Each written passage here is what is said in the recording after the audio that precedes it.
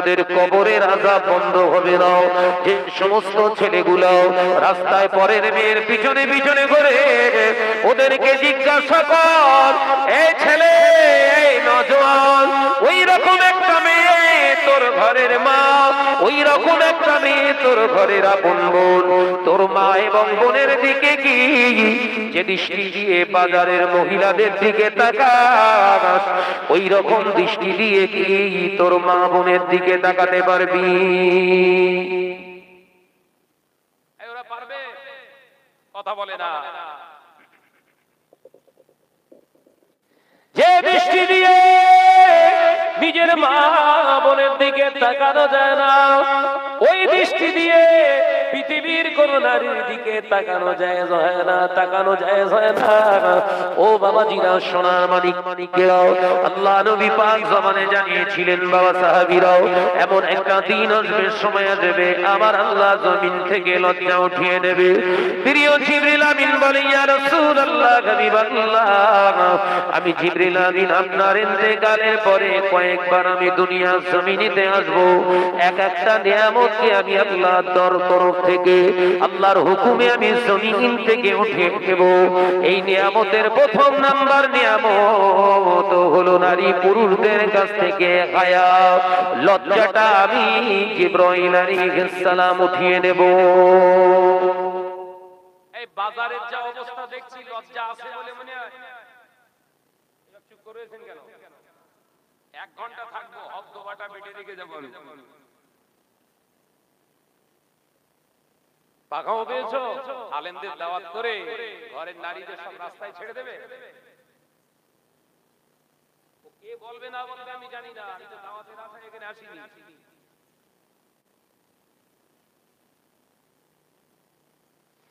একজন বিহার নারী, আল্লাহ নবী জানিয়েছেন, বাবা সাহাবীরা, একজন বিহার নারীর উসিলায় তার 4 জন পুরুষ যাবে জাহান্নামে।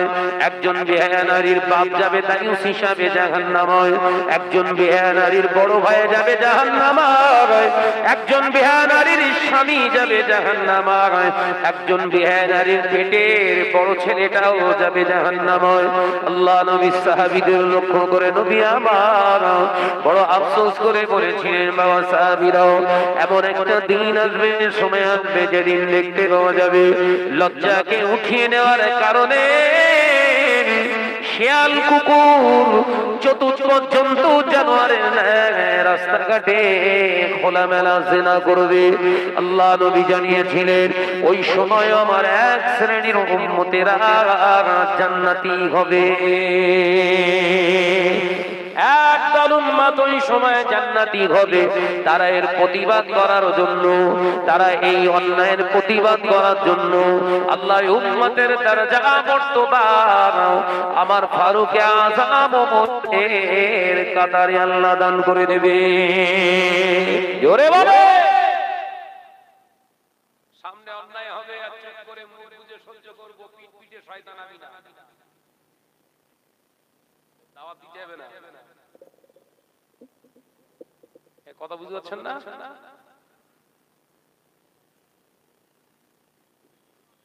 আকাম হচ্ছে।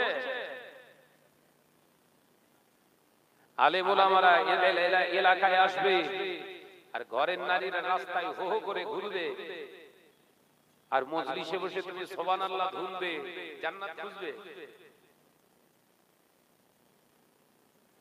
যে ঘরের মা, যে ঘরের মেয়ে, যে ঘরের বোন, যে ঘরের বিবি, এই 4 জন মহিলাকে হেজাবি বানাতে পারে না, ও যত বড় নামাজি হোক, যত বড় মুসল্লি সাজুক না কেন, যত বড় পীর সাজুক না কেন, ঠিকানা হবে জাহান্নাম। আল্লাহ নবী পাক জমানে জানিয়ে দিলেন, তাইয়ুসু লা ইয়াদখুলুল জান্নাহ, তাইয়ুসরা কোশ্চিনকালে বেহেশতে যাবে না। জান্নাতে যাবে না? বলো বাপ, রাগ করছেন নাকি? আমারে দাওয়াত খাওয়া দিস নেই।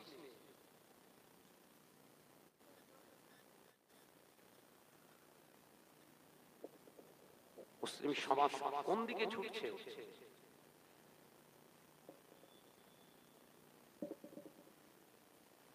ও নওজওয়ানেরা, প্রশ্ন করলেন, ইয়া রাসূলুল্লাহ গে, ইয়া হাবিবাল্লাহ, হুজুর দুনিয়া জমিনে আল্লাহ পাক আমাদের ইবাদত বান্দিগির জন্য পাঠিয়েছে, তাহলে আমাদের জন্য সংসার করাও ঠিক হবে না, আমাদের বিবি বাচ্চা কাচ্চা পালন করাটাও ঠিক হবে না। ইয়া রাসূলুল্লাহ, হাবিবাল্লাহ, চাষাবাদ করাটাও কি আমাদের জন্য জায়েজ নয়? আমাদের বিজনেস করা, ব্যবসা বাণিজ্য করাটাও হয়তো বৈধ নয়। ইয়া রাসূলুল্লাহ, হাবিবাল্লাহ, ইল্লা লিয়াবুদুন, কেবল মাত্র আল্লাহ ইবাদত বান্দিগির জন্য আল্লাহ পাঠিয়েছে, অর্থাৎ আল্লাহ জিকির আজকার, আল্লাহর ইবাদত বান্দিগি ছাড়া কিছুই জায়েজ নয়। আল্লাহ নবী মুচকি হেসে বলেছিলেন, বাবা সাহাবীরা, ও আমার সাহাবারা, আমি নবী বলছি, তোমরা কি আমায় দেখো না? আমি নবী বিবাহ করেছি, সন্তান জন্ম দিয়েছি, আমি নবী আমার সন্তানদের পালন করেছি। ও বাবা সাহাবীরা, আমি নবী বিজনেস করেছি, ব্যবসা করেছি, চাষাবাদ করেছি, রাষ্ট্র পরিচালনা করেছি, আমি নবী বন্ধু বানিয়েছি, আমি নবী শত্রু বানিয়েছি। ও আমার সাহাবীরা, আমি দিনের দাওয়াত দিই। ও আমার সাহাবীরা, দুনিয়ায় যতটুকু মানুষের দুনিয়ার জন্য প্রয়োজন, আমি নবী সবটুকু ব্যবহার করেছি।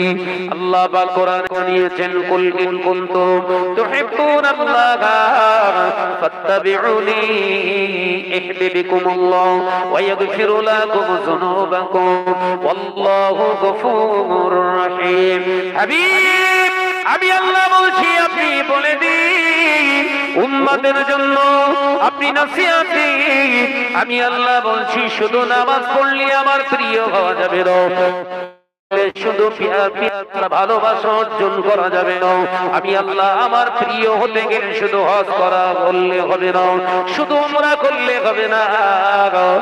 আমার হাবিব, আপনি বলে দেন, নামাজ, রোজা, হজ, যাকাত দাও, শুধু ইবাদত নয়, ওর মাধ্যমে আল্লাহ, আমি আল্লাহকে জয় করা যাবে না। আমি আল্লাহ আমার ভালোবাসা, আমার নৈকট্য হাসিল করতে গেলে ফাত্তাবিউনি ইহবিবকুমুল্লাহ, আপনার উম্মতদেরকে জানিয়ে দিই, তারা যেন আপনার অনুসরণ করে। জোরে বলে, বিশ্বনবী দুনিয়াদারি করেছেন না করেন? এই কথা বলছেন না কেন?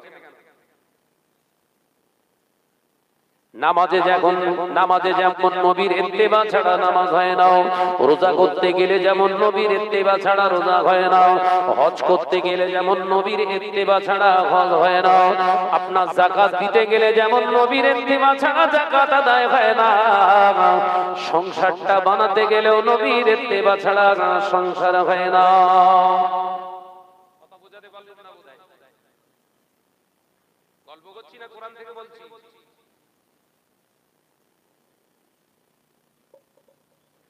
নবীর ইত্তেবা মানে শুধু দাড়ি নয়, নবীর ইত্তেবা মানে শুধু টুপি পরা নয়, নবীর ইত্তেবা মানে বড় জুব্বা শুধু পরা নয়, নবীর ইত্তেবা মানে শুধু আল্লাহ আল্লাহ জিকির করা নয়, নবীর ইত্তেবা মানে ঘরের নারীদেরকেও হিজাবে রাখতে হবে। समझता है? মিষ্টি খাওয়া সুন্নাত, মিষ্টি খাওয়া সুন্নত, হাত চেটে খাওয়া সুন্নত, পাত্র চেটে খাওয়া সুন্নত, দস্তরখানা বিছিয়ে খাওয়া সুন্নত, মুখে দাড়ি রাখা সুন্নত, মাথায় টুপি দেওয়া সুন্নত, মুসলমান বড় জুব্বা পরা সুন্নত, সব সুন্নত আদায় করলে নবীর 63 বছরের জিন্দেগিতে একটা মিথ্যা কথার আশ্রয় দেননি। আল্লাহ নবীর এই সুন্নতটা তোমার কোন বাপ আদায় করবে বলো?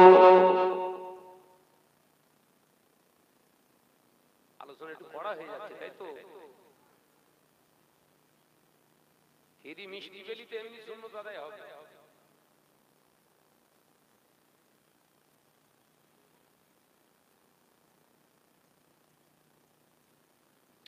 তামাম পৃথিবীর জমিনেতে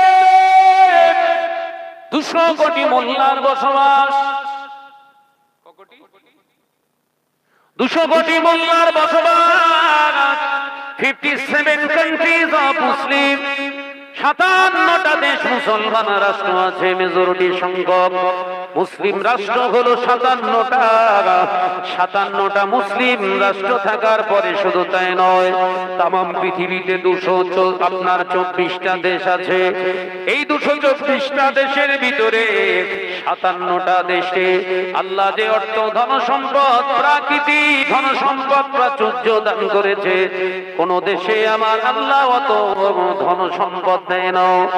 পশ্চিমবঙ্গের জমিনে মাটি খুললে পানি বের হয়, আর আল্লাহ 57টা দেশটা খুললে, জমিন খুললে আল্লাহ তেল বার করে দেয়। আরব দুনিয়া যদি একবার হাত বন্ধ তেল বেচা, দুনিয়া যদি বলে আমরা তেল আর বাঁচবো না, পৃথিবীর 3 অংশের 2 ভাগ, 3 ভাগের 2 ভাগ অন্ধকার আর অচল হয়ে যাবে। সেই মুসলমানদের সম্পদ নেয়ার পরে তাদের স্থান নাপাক জাতির পায়ের নিচে। মুসলমান এই পদস্খলন তোর কি করে হলো বল? পদস্খলন কেন হয়েছে ভাবতে হবে না? হাসির অভাব নাই, নামাজির অভাব নাই, মৌলানার অভাব নাই, কারির অভাব নাই, মুফতির অভাব নাই, মোবাল্লিগের অভাব নাই। বাবাজি, আল্লাহর অভাব হয়ে গেছে, আল্লাহকে ভয় করা মানুষের অভাব হয়ে গিয়েছে, রাসূলুল্লাহকে মহব্বত করা মানুষের সংখ্যা কমে গিয়েছে।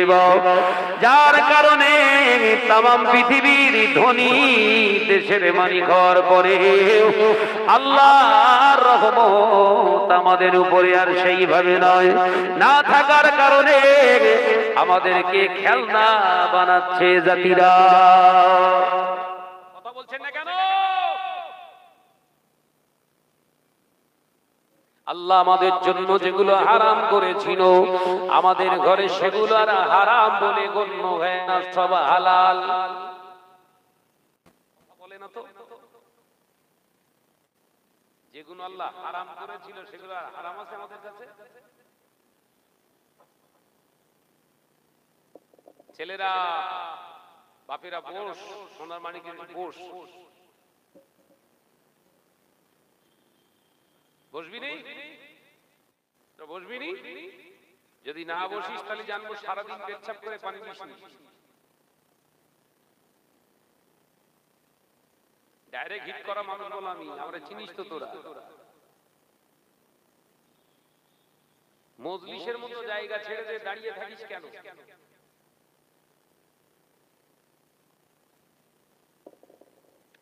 ও নওজোয়ানেরা, যুবকেরা, ছেলেরা, বাচ্চারা, পর্দানাশীনা মা ও বোনেরা, চাঁদপুরের মুসলমানেরা, আলোচনা বোঝো।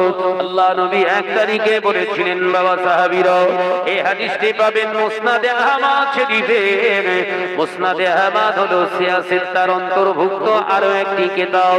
ও বাবাজিরা, সোনার মানিকেরা, আল্লাহ নবী পাক জবানে জানিয়েছেন, বাবা সাহাবীরা, এমন একটা দিন আসবে, সময় আসবে, যেদিন দেখতে পাওয়া যাবে দাড়িওয়ালার অভাব হবে না, টুপিওয়ালার অভাব হবে না, আলেমের অভাব হবে না, হাজির অভাব হবে না, উমরাকারীর অভাব হবে না, সমাজের বুকে আলেমের অভাব হবে না।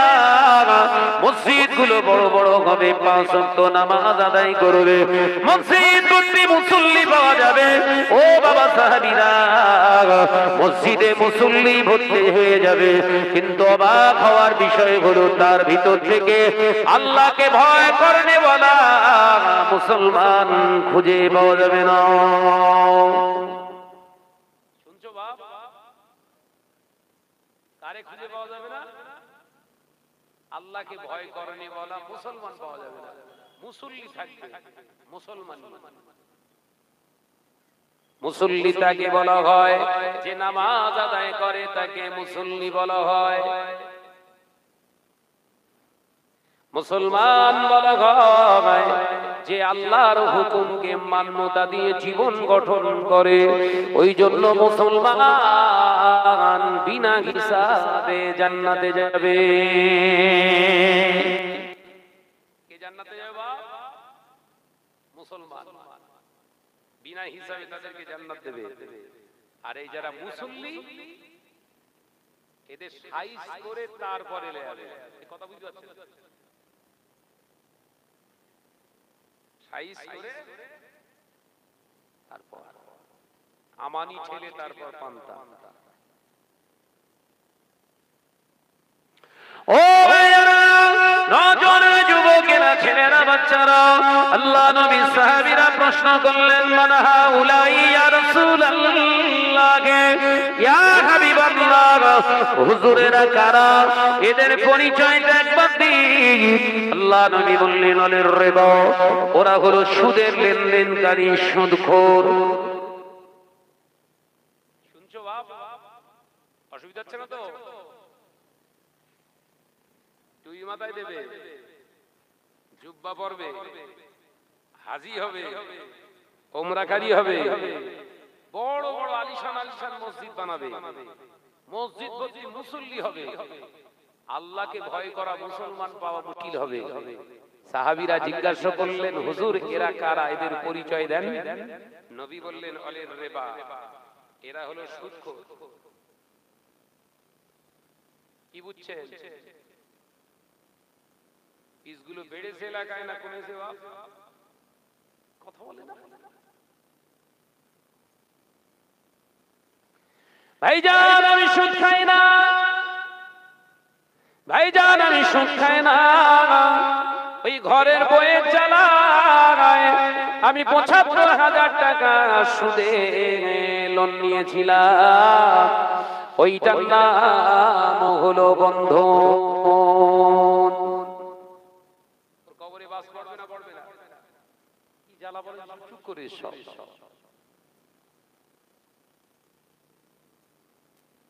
সুদ দেওয়া যেমন হারাম, শুধু নেওয়াও ততটা হারাম। সুদ দেওয়া যতটা হারাম, শুধু নেওয়া ততটা হারাম। শুধু খাওয়া যতটা হারাম, সুদ খাওয়ানো ততটাই হারাম। বাবাজি, আল্লাহ নবী পাক জবানে জানালেন, বাবা সাহাবীরা, ও আমার সাহাবারা, আমি নবী জানিয়ে দিলাম, শুনে রেখে দাও, জেনে রেখে দাও, এই সুদের টাকা ঘরে যখন ঘরে ঘরে ঘরে ঘরে মুসলমান উম্মতের ঘরে ঘরে ঢুকে যাবে, আল্লাহ পাক এদের ঘর থেকে ৬টা নিয়ামত আল্লাহ উঠিয়ে নেবে। ১ নম্বর নিয়ামত, ও বাবা সাহাবীরা, এরা বড় বড় অট্টালিকা বানাতে পারে, বিরাট আলিশান ঘর এরা বানাবে, কিন্তু বড় নিয়ামত আল্লাহ উঠিয়ে নেবে, ওদের ঘরে থেকে শান্তিতে থাকতে পারবে না। ওদের ঘরে শান্তি থাকবে না, আমার আল্লাহ শান্তিটা ওদের কাছ থেকে কেড়ে নেবে। মিলছে কথাগুলো? মিলছে বাপ? সুদের যারা কারবার করে এদের ঘরে শান্তি আছে দেখাতে পারবেন? একটা দেখালি আমি মোটামুটি ওয়াজ উইথড্র করব। কথা বুঝতে পারছেন না বোধহয়? সোমবার আসলে অথবা মঙ্গলবার আসলে কিংবা বুধবার আসলে এক একটা পাড়ায় এক একটা বার, কোন জায়গায় আবার বলে ভালো দিন হলো শুক্রবার, পুরুষেরা যাবে নামাজ পড়তে আর আমরা যাব মিটিং করতে।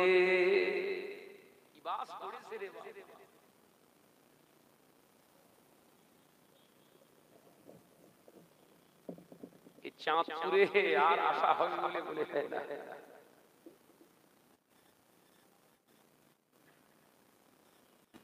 ও পর্দানাশী মা ও বোনেরা, আলোচনা বুঝু। কোরআন থেকে কেরিমা তুলেছিলাম, ব্যবসা করাটাও হলো ইবাদত, চাষাবাদ করাটাও হলো ইবাদত, সন্তান পালন করাটাও হলো ইবাদত, সংসারে খরচা করাটাও হলো ইবাদত, পৃথিবীর জমিনে ঘোরাফেরা করবেন ওটাও হলো ইবাদত। শর্ত ওয়াহিদা, একটাই হলো শর্ত, হারামের দিকে যাওয়া যাবে না। একবার জোরে বলুন না সুবহানাল্লাহ। শর্ত কটা? বলেন বলেন। একটা, হারামের দিকে যাওয়া যাবে। ব্যবসা করবেন, হালাল রাস্তায় ব্যবসা করুন। 10 টাকার মালটা 100 টাকা বেচতে পারেন, লা বাআসা জায়েজান। অসুবিধা নেই, আপনার জন্য বৈধ। শর্তুন ওয়াহিদা লা তুকাযিব, মিথ্যে কথা বলবেন না। কথা বুঝতে পারছেন না বোধহয়? 10 টাকার মালটা 100 টাকা বিক্রি করা যাবে, বেচার সময় বলতে পারবেন না আল্লাহর বিক্রি বলতেছি আমার 90 টাকা কিনা আছে। এরকম ঝাড়ে তো সব। এখন ওই রকম ব্যবসা করে এখন 500 কোটি টাকার মালিক আপনি। কত কোটি? কত কত কত 500 কোটি টাকা। আপনি ভাবছেন 500 কোটি টাকার মালিক মানে আমার উপর বোধহয় হজ ফরজ হয়ে গেছে, যাকাত ফরজ হয়ে গেছে। আস্তাগফিরুল্লাহ। ওয়াল্লাহি তাল্লাহি বিল্লাহি, আল্লাহর কসম করে বলছি, আপনার উপরে হজ ফরজ না, আপনার উপরে যাকাত ফরজ না, আপনার উপরে কুরবানি ওয়াজিব না, আপনার জন্য ওই টাকা মসজিদে দান করা জায়েজ না। কথা বোঝাতে পারি কি? কত কোটি টাকার মালিক? কিন্তু সচরাচর সমাজে কি কত আমেরিকি? টাকা থাকলে হজে যেতে হবে, সারা বছর সংসার চালানোর পরে এক্সেস যদি 49,000 টাকার মতো হয়, বান্দা তোর যাকাত দিতে হবে। ইনকমপ্লিট হজ, কমপ্লিট না। এই আমল করলেই সব জাহান্নামে যাবে। বুঝাতে পারলাম না? প্রথমেই ধরার দরকার ছিল হারাম জিনিসের উপরে কোন আল্লাহ পাক যাকাত দেন না, যাকাত ফরজ করেন না। হারামের উপরে কোন ইবাদত নয়, হারাম নাপাক জিনিসের উপরে যেমন কোন ইবাদত ফরজ হয় না। গা নাপাক আছে, শরীর নাপাক আছে, আপনি নামাজ আদায় করতে পারবেন না। নামাজ আদায় করতে গেলে প্রথম শর্ত হলো ঈমান, দ্বিতীয় শর্ত হলো শরীর পাক। সুবহানাল্লাহ বললেন না? প্রথম শর্ত কি? ঈমান, দ্বিতীয় শর্ত শরীর পাক। এইবারে পাকের আপনি মনে করছেন ধুয়ে ফেললি বোধহয় পাক না, ফাত্তাবিউনির রাসূল, নবী যেভাবে ধুয়েছে ওইভাবে ধোয়া লাগবে। সুবহানাল্লাহ, জোরে হবে না? শর্ত কি? ফাত্তাবিউনির রাসূল, আমার নবী যেভাবে ধুয়েছে এইভাবে ধুতে হবে। একবার জোরে বলুন। আপনি ভাবছেন পুকুরি নেবে 10-12টা ডুবলে তো হয়ে যাবে, হবে? গোসল যদি ফরজ হয়, ওই ফরজ গোসল করতে গেলে আরো 3টি ফরজ আদায় করতে হয়। গোসলের ফরজ কয়টা? জোরে বল না রে বাবা। এক মুরব্বি উঠে বলতে 14টা। জমনের গোসল করবে ওটাই। গোসলের ফরজ কয়টা বাপ? 1 নাম্বার ফরজ হলো মুখে পানি দিয়ে গলগলা করতে হবে। একবার গলগলা করা হলো ফরজ। আল্লাহ নবী বললেন একবার করলে হয়তো সন্দেহ থেকে যেতে পারে, তাই আমি রাসূলুল্লাহ সাল্লাল্লাহু আলাইহি ওয়াসাল্লাম 3 বার গড়গড়া করেছি। 3 বার করলে লা শাক্কা ফি, কোনো সন্দেহ নাই। সন্দেহ নাই যেখানে ইবাদত হয় সেখানে।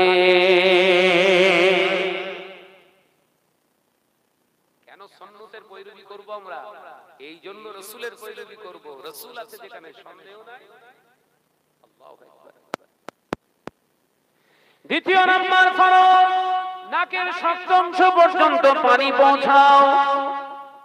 একবার নাকের শক্ত অংশ হাড্ডি পর্যন্ত পানি পৌঁছানো হলো তোমার জন্য ফরজ। আল্লাহ নবী বললেন একবার পানি মারলে, আল্লাহ নাকের ভিতরে অনেক পশম দিয়েছে, আল্লাহ পশম দিয়েছে আমাদের অক্সিজেনটা ফিল্টার করার জন্য। আল্লাহ পাক নাকেতে আল্লাহ জালি হিসাবে আমাদেরকে পশম দান করেছে। তাই তুমি নাকে একবার পানি মারলে হয়তো সব পশমের গোড়াটা ভিজবে না। তাই আমি রাসূলুল্লাহ একবার পানি মেরে আপনার কড়ি আঙুল আর বুড়ো আঙুল দিয়ে ভালো করে কচড়ে কচড়ে ভালো করে পানিটা চতুর্দিকে করে আরো 2 বার দিয়ে ধুয়ে ফেলি। লা শাক্কা ফি, কোনো সন্দেহ নাই, এখন তোমার দ্বিতীয় ফরজ আদায় হয়েছে।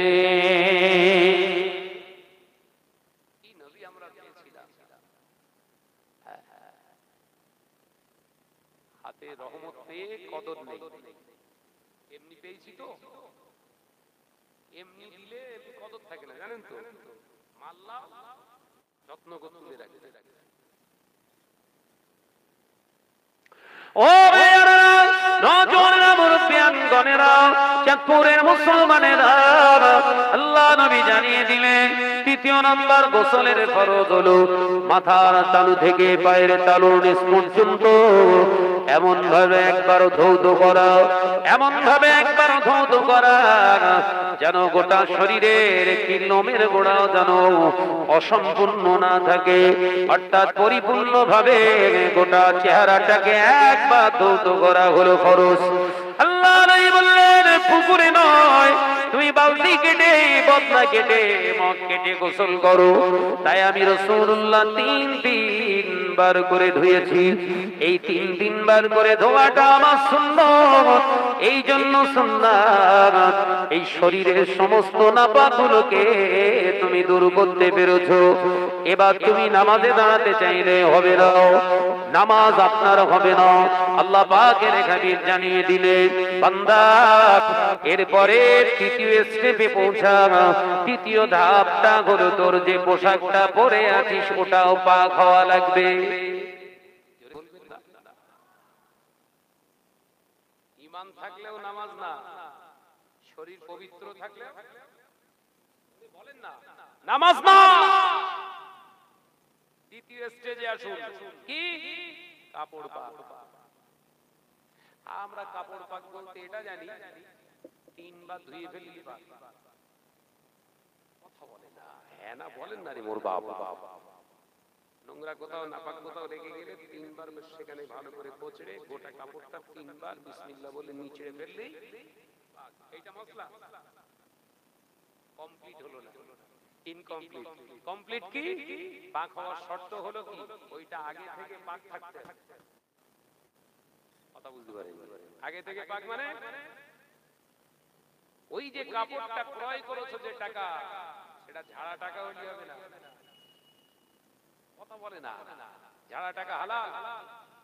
কোনদিন শুনেছেন এই মশলা? বলবে না, শুধু বলবে বাবারা শুনলো চোর মনে করতে খালি ঝাড়া টাকা একটা জুব্বা বানায়, সুন্নাত আদায় হবে। কথা ঠিক না বুঝে বলেন না? হ্যাঁ হ্যাঁ, যেই বলবে যে মাথায় সবসময় টুপি দিয়ে থাকা সুন্নাত, এলাকার টপ র্যাঙ্কের চিটিং বাজ মনে করতেছে চিটিং যখন করতেছি তার অসুবিধা, একটা সুন্নাত আদায় হচ্ছে, মাথায় টুপি দিয়ে ঘুরতেছে। এইগুলো ডিসকাস করা হয় না। সমাজকে প্রেজেন্ট সমাজকে উপস্থিত করার দরকার ছিল, এগুলো ডিসকাস করা যে কোন টুপি পরা সুন্নাত। আমরা বলছি না গোলটা, আরেকজন বলছে লালটা। না, যে কোনো আপনি মাথার সাইজে টুপি পরুন, শর্ত হলো হালাল অর্থের টুপি পরুন, সুন্নাত। একবার জোরে বলুন। এই যে মশলা কোথা থেকে ঘুরেছে, আপনি চকচকে ঝকঝকে মারাত্মক একটা যন্ত্র কেটে ফেলেছেন মাথায়, মনে করতেছেন সুন্নতের গুষ্টি উদ্ধার করতে হবে। কথা বুঝতে পারছেন? চেকমেক চেকমেক এই সুদের টাকায় কিনেছেন, সুদখোর আপনাকে গিফট করেছে, সেই মাল মাথায় দিয়ে ঘুরতেছেন, সুন্নত আদায় হচ্ছে? বলেন না। এইগুলো ডিসকাস করবে কারা?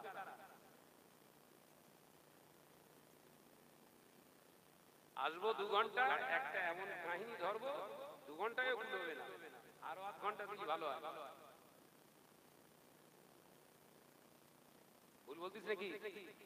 এইগুলো তো এখন মডেল জলসা। শরিয়াতের ভাষাগুলোকে নিয়ে একটু ডিসকাস করব। সমাজকে এই সাধারণ আপামর জনসাধারণ মানুষগুলো বোঝে না, এদেরকে একটু বোঝাবো আমার মাতৃভাষায়। আরবি বলার দরকার নেই তো। শরিয়াতের ভাষাটা তোর ভাষাতে, তোর ল্যাঙ্গুয়েজে সমাজকে বোঝা। একটা মানুষ যদি শরিয়াতটা সঠিকভাবে মূল্যায়ন করতে শেখে তোর দ্বারা, ওটাই হলো তোর নাজাতের ওসিলা। একবার জোরে বলুন। এসে পৃষ্ঠার পর পৃষ্ঠা কোরআন শরীফ, পৃষ্ঠার পর পৃষ্ঠা হাদিস শরীফের ইবারত ভেড় ভেড় করে পড়ে দিল।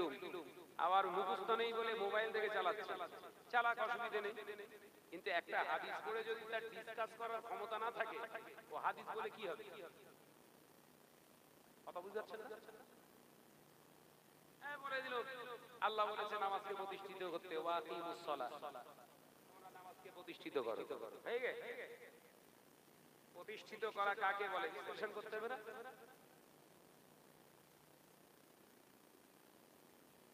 নামাজ বললি নামাজ, এই ডিসকাস করা লাগবে না, কিন্তু করছে হচ্ছে, আর না হওয়ার কারণে, না করার কারণে ঘরের ছেলেরা পাঞ্জাবি পরছে সাদা ধবধবে, কিন্তু ওই এলাকার নেতার দেওয়া।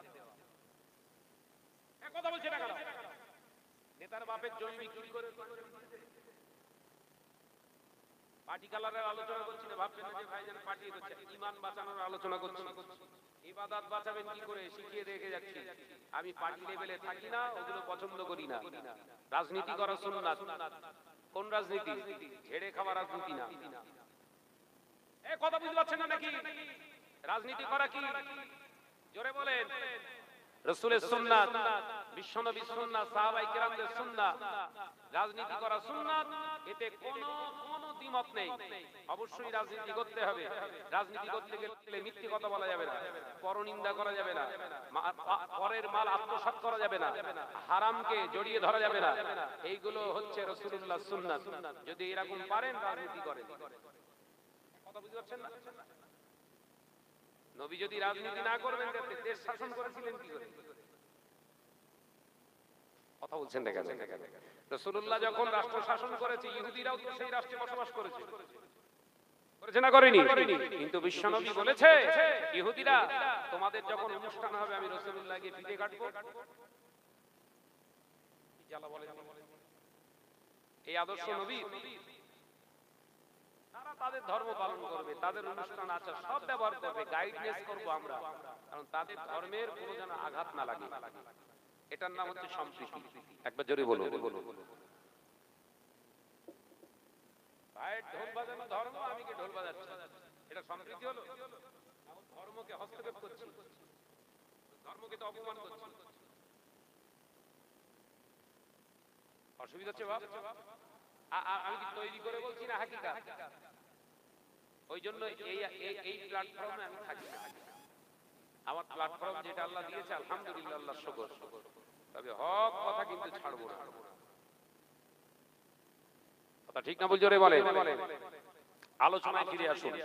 তাহলে ঈমান কমপ্লিট, শরীর কমপ্লিট, এবার লেবাসটা কমপ্লিট লাগবে। কমপ্লিট মানে হালাল।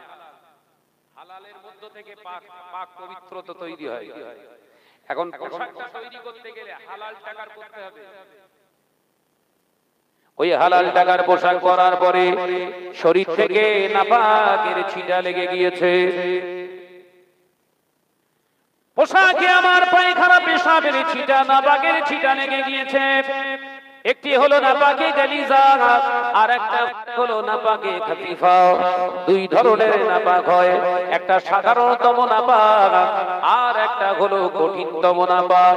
ও বাবাজি, কঠিনতম নাপাক হলো শরীর থেকে বীর্য বার হওয়া।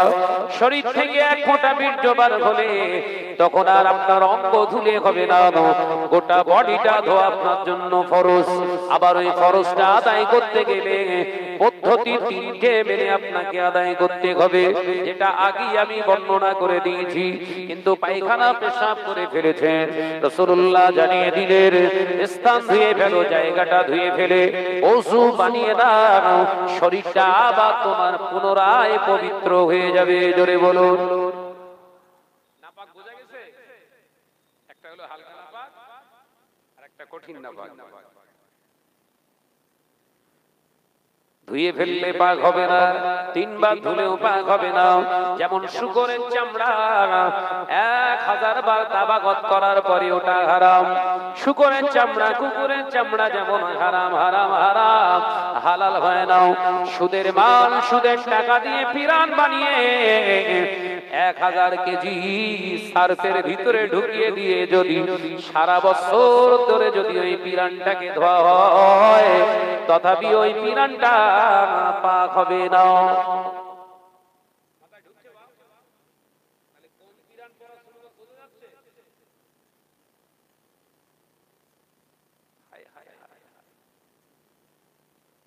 জাতি কোথায় ধ্বংস হচ্ছে দেখে।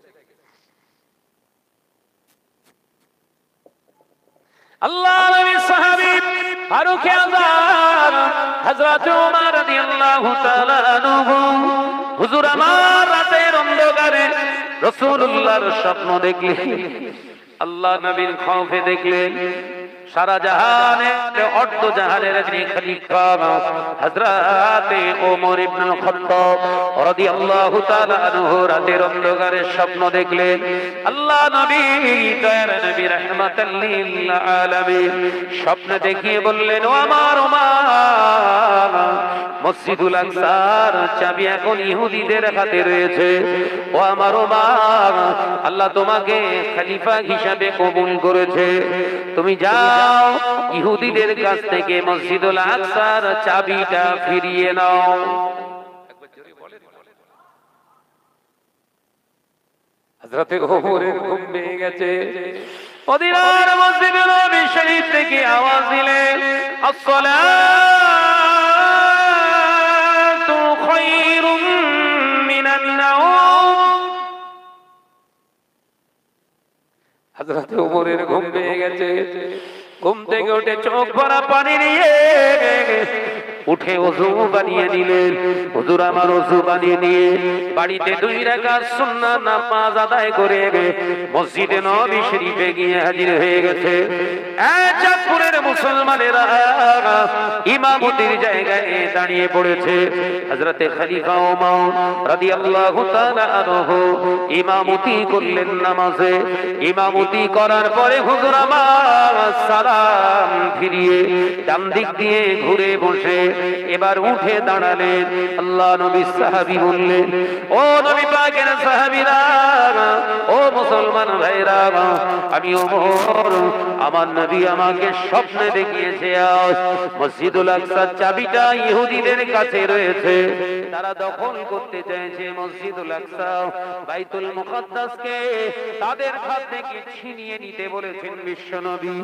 হুজুর আমার জানিয়েছেন ওটা পূর্বে মুসলমানদের ছিল, তার মানে আমাদের ছিল, তাই ইহুদিদের ওই চাবিটা রাখার কোনো অধিকার নয়। ও মুসলমানেরা, আমি ওমর সংকল্প করছি এখনই দেরি করব না। 10,000 মুসলমান কলেমা পড়নেওয়ালাকে জেরুজালেমের দিকে পাঠাতে চায়, যাতে ইহুদিদের কাছ থেকে আল্লাহর ঘরের বাইতুল মুকাদ্দাসের চাবিটা আমরা নিতে পারি। স্বপ্নটা বাস্তবে রূপ দেবে। আমাদের কত শত মসজিদের চাবি ইহুদি নাসারদের কাছে, আমাদের সব স্বপ্ন নেই। ওয়াকাফ অ্যামেন্ডমেন্ট বিল পাস হলো, চাবি ওদের কাছে হাতে চলে গেল, আমাদের স্বপ্ন নেই যে ওয়াকাফ অ্যামেন্ডমেন্ট বিলটা প্রত্যাহার করতে আমরা বাধ্য হব। দিন কত হলো, আমরা ওমরের উত্তরসূরি, আমরা খালিদ বিন ওয়ালিদের উত্তরসূরি, সালাউদ্দিন আইয়ুবীর উত্তরসূরি, আমরা ওয়াকাফ অ্যামেন্ডমেন্ট বিল মানব না। কিন্তু যেই বললেন এই বাংলায় যদি আন্দোলন হয়, সব থেকে বড় শত্রু আমি, সব পিসগুলো ঘুমিয়ে পড়েছে। মিথ্যে কথা বলছি বোধহয়? এত হুঙ্কার, এত আওয়াজ, শেষ গেল কোথায় সব?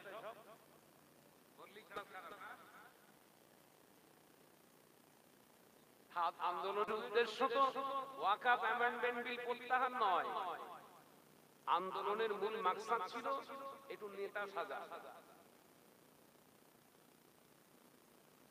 শাহনাজের ডাকে ঘটকপুকুর, শাহনাজের ডাকে আপনার জীবনতলা, শাহনাজের ডাকে আপনার এমনি করে হিনাখা, চতুর্দিকে আন্দোলন হবে, হাজার হাজার লক্ষ লক্ষ লোক জমা হবে।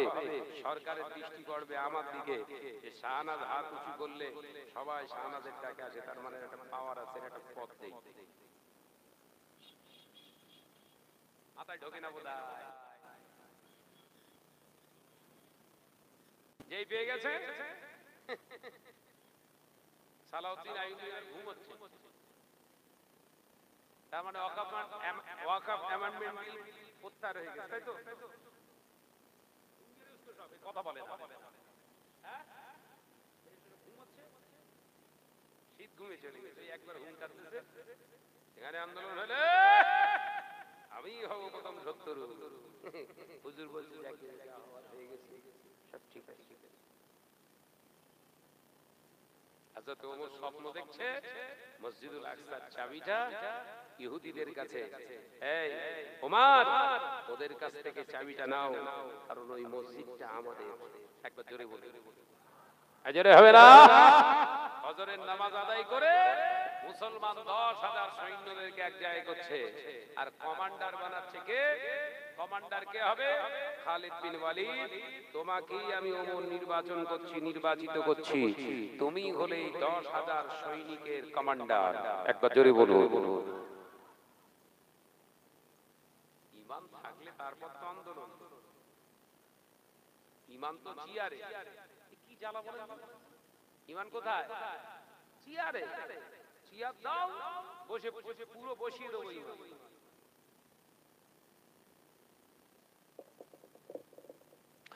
ও নওজোয়ান যুবকেরা, ছেলেরা, বাচ্চারা, পর্দানশীনা মা ও বোনেরা, আল্লাহ নবী তার নবী রাহমাতুল লিল আলামিনের সাহাবী খালিদ বিন ওয়ালিদ রাদিয়াল্লাহু তাআলা আনহু কে হযরত ওমর রাদিয়াল্লাহু তাআলা আনহু বললেন, ও আমার ভাই খালিদ বিন ওয়ালিদ, যাও যাও যাও, আল্লাহ তোমাকে কবুল করেছে।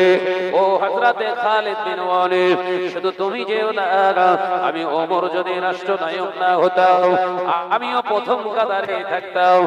খালিদ বিন ওয়ালিদ, আমি তো যেতে পারছি না, তাই আমি ওমর ইবনুল খাত্তাবের পক্ষ থেকে আমি একটা ইহুদিদের জন্য চিঠি লিখে দিলাম।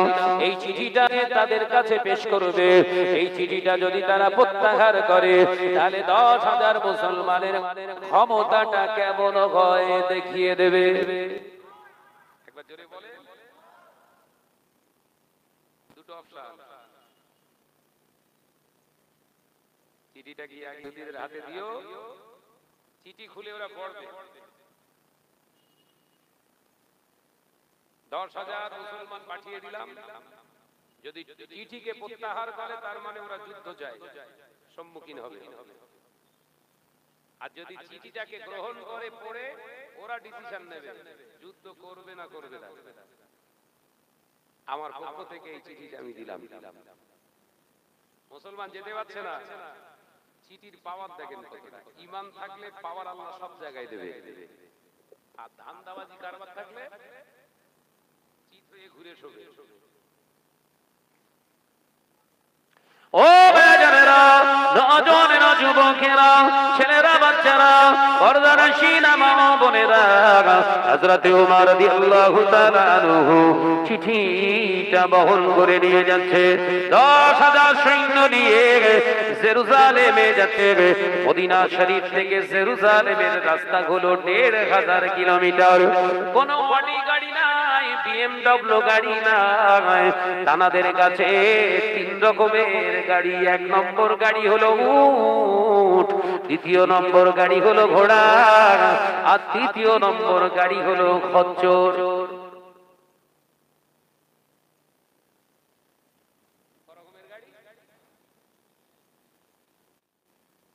মরুভূমির জাহাজ বলা হয়। ও নওজোয়ানেরা, যুবকেরা, ফারুক আযম ওমর রাদিয়াল্লাহু তাআলা আনহু চিঠিটা নিয়ে যাচ্ছে। জেরুজালেমে ঢোকার আগে খালিদ বিন ওয়ালিদ 10,000 সৈন্য মুসলমানদেরকে একত্রিত করে দাঁড় করিয়ে বললেন, ও মুসলমান ভাইরা, এখানে আমরা যাচ্ছি যুদ্ধ বাঁধাতে নয়, এখানে সম্পদ অর্জন করার জন্য যাচ্ছি না, এখানে নাম যশ কামানোর জন্য যাচ্ছি না, এখানে আমরা যাচ্ছি আল্লাহর ঘরকে উদ্ধার করতে।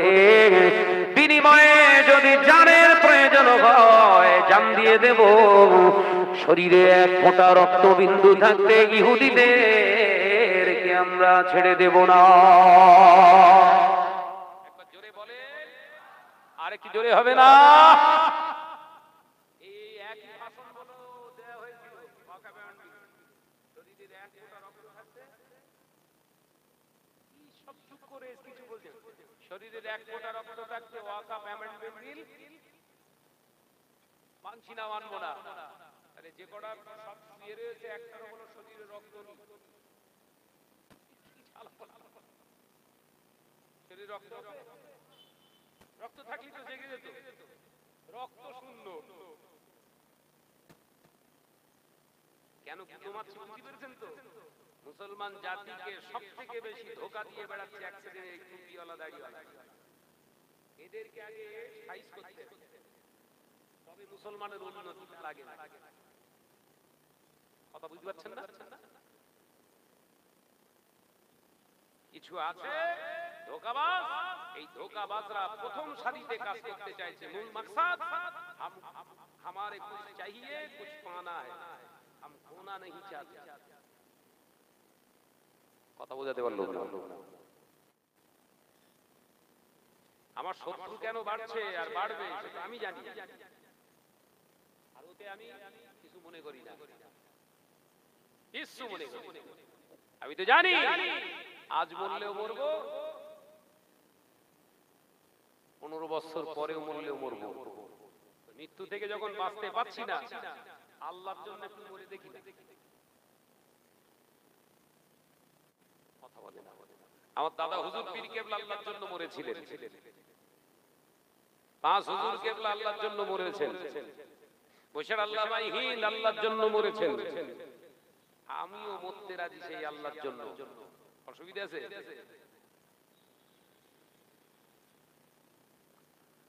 ভাইরা বাবা, জেরুজালেমে ঢুকছে মুসলমান সৈনিকেরা।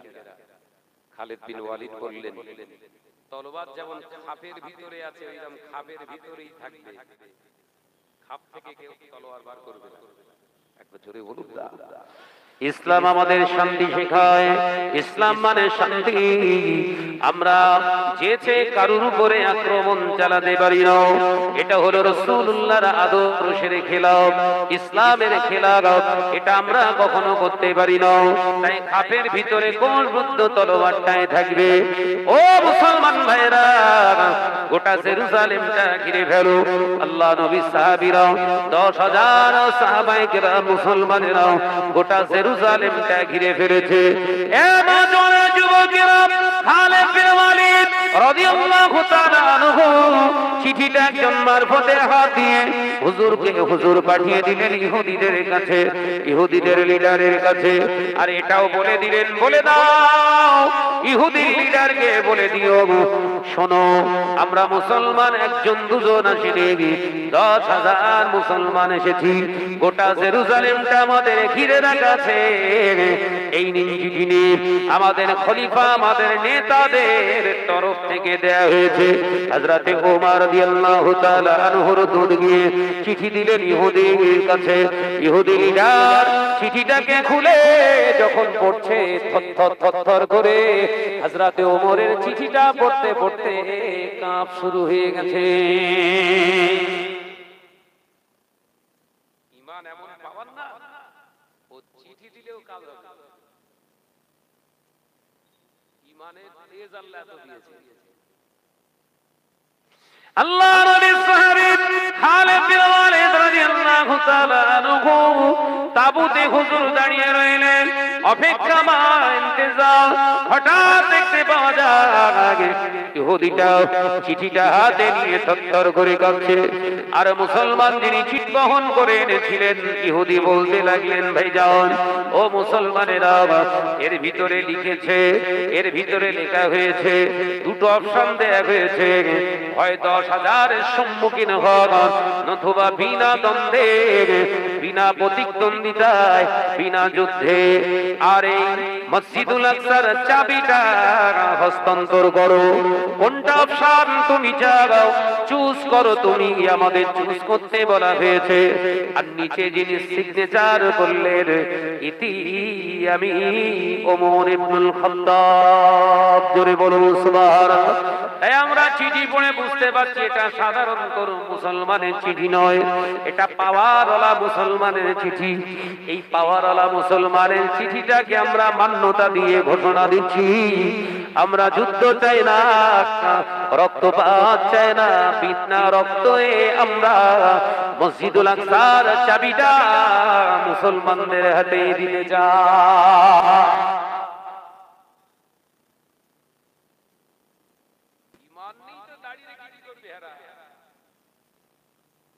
ভেতরে মাল মশলা নি, ঢোল কোম্পানি, ভাষণ দিয়ে কাজ হবে?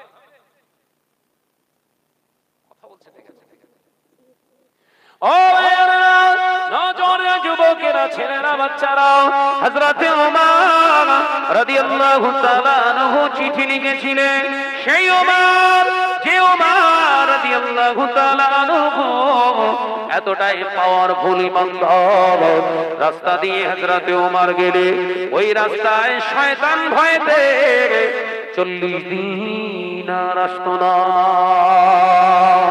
সেই ওমরের চিঠি, যে ওমর রাস্তা দিয়ে গেলে শয়তান তার উল্টো রাস্তা দিয়ে ভয়ে পালিয়ে যায়।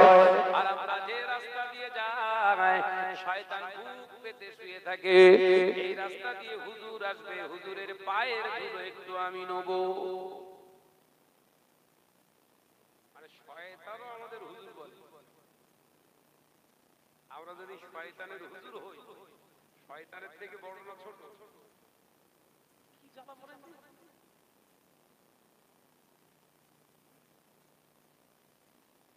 ও নওজোয়ানেরা, মুরব্বিয়ানগণেরা, ছেলেরা, বাচ্চা, পর্দানশীনা মা ও বোনেরা, ইহুদি বললেন, তবে আমাদের একটা আবেদন আছে, আবদার আছে। ইহুদিদের আবদার। কি আবদার? আমাদের আবদার হলো, জানার পক্ষ থেকে এই চিঠিটা দেয়া হয়েছে, আমরা ইহুদিরা চাই তার হাতেই আমরা চাবিটা তুলে দেব। অর্থাৎ ওমর ইবনুল খাত্তাবকে জেরুজালেমে স্বাগতম জানায়, তানাকে এখানে আসতে বলুন, তানাকে আমরা নিজে হাতে করে চাবি দিয়ে দেব, আর একটু অরিজিনাল মুসলমানকেও একটু দেখে নেব। একবার জোরে হবে না? অরিজিনাল মুসলমান দেখতে। ও ভাইজানেরা, নওজোয়ানেরা, যুবকেরা, ছেলেরা, বাচ্চারা, পর্দানশীনা মা ও বোনেরা, সঙ্গে সঙ্গে খালিদ বিন ওয়ালিদ রাদিয়াল্লাহু তাআলা আনহুর কাছে এসে বললেন, হুজুর, ইহুদিরা জারি হয়ে গেছে, যুদ্ধ চাই না, তাই এখনই ওমর ইবনুল খাত্তাব আমাদের খলিফার কাছে চিঠি লিখে দিন। হযরতে খালিদ বিন ওয়ালিদ চিঠি লিখে দিলেন, দেরি করলেন না, যাও আমাদের নেতার কাছে বলে দাও আমরা জয়ী হতে চলেছি, তবে আপনার মদিনা থেকে জেরুজালেমে আসা লাগবে, কারণ ইহুদিরা আপনাকে একবার দেখবে এবং আপনার হাতে মসজিদুল আকসার চাবি তুলে দেবে। হযরতে ওমরের কাছে চিঠি লিখে পাঠিয়ে দিলেন। কিতাবের ভিতরে পাওয়া যায়, চিঠিটা বহন করে 3-4 দিন লেগে গেল। আর দেখতে পাওয়া যায়, ফজরের নামাজ আদায় করে মুসলমানদের নেতা খলিফা হযরতে ওমর মসজিদুন নববী শরীফ থেকে বেরিয়েছে সকালবেলা, আর মুসলমান ঘোড়ার পিঠে সওয়ার হয়ে এসে সালাম দিলেন, আসসালামু আলাইকুম ইয়া আমিরুল মুমিনিন খলিফাতুল মুসলিমিন। আমাদের খলিফা, আমাদের খলিফা, আপনার কাছে সংবাদ পাঠানো হয়েছে। কি সংবাদ? আল্লাহ পাক আমাদেরকে বিজয়ী ঘোষণা করেছে, তবে ইহুদি জাতি আপনার কাছে একটা আবেদন রেখেছে, তারা চাবিটা আপনারই হাতে তুলে দেবে। হযরতে ওমর দেরি করলেন না, উট চালককে, গোলামকে বললেন, দেরি করো না বাবা, উটের কিছু খাবার নিয়ে নাও, আর এক্ষুনি বেরিয়ে পড়ো, শুভ কাছে দেরি করতে নাই। একবার জোরে হবে না? জোরে হবে না? নারে তাকবীর। আর আমাদের আতন মারব, জামা পরব, কথা বলবো। মিটিং মিছিল হচ্ছে, এমন সব ড্রেস করে যেন মনে হচ্ছে শ্বশুর বাড়ি ডেডি যাচ্ছে। কোমরে গামছা বেঁধে, মাথায় গামছা বেঁধে যে অবস্থা উঠবে, তবেই তো বুঝবে এদের স্ত্রীটা আলাদা। কিন্তু দেখে বুঝি সব তো একই রকমের সব ড্রেস পরে এসছে, মনে হচ্ছে উঠুন পিঠে পিঠে করতে গিয়েছে বোধহয়। আর সত্যিও তাই, গিয়ে দেখি কলিকাতায় আন্দোলন হচ্ছে, আর ভিড় সায়েন্স সিটিতে, ভিড় নিকো পার্কে, ভিড় ইকো পার্কে, মহারানী ভিক্টোরিয়া, আন্দোলন হচ্ছে। মিথ্যে কথা বলছি বোধহয়? এই জোরে বলেন। মূল উদ্দেশ্য কি? ওয়াকা ব্যান্ডের থ্রু দিয়ে, আন্দোলনের থ্রু দিয়ে জায়গাগুলো তো দেখা হবে। আমি কি ভুল বলতিস নাকি? যেমন জলসা, বাড়ি থেকে বলে চলে এলো ঘরের মেয়েটা, মা আমি জলসায় যাচ্ছি, ওর মা মনে করে একদম আমার আমেনা একদম ভেতরে গিয়ে বসে দিয়ে, কিন্তু ঘুরছে সব কোথায়? সুপার মার্কেটে। এরকম হচ্ছে, তুমি কথা বললেন না।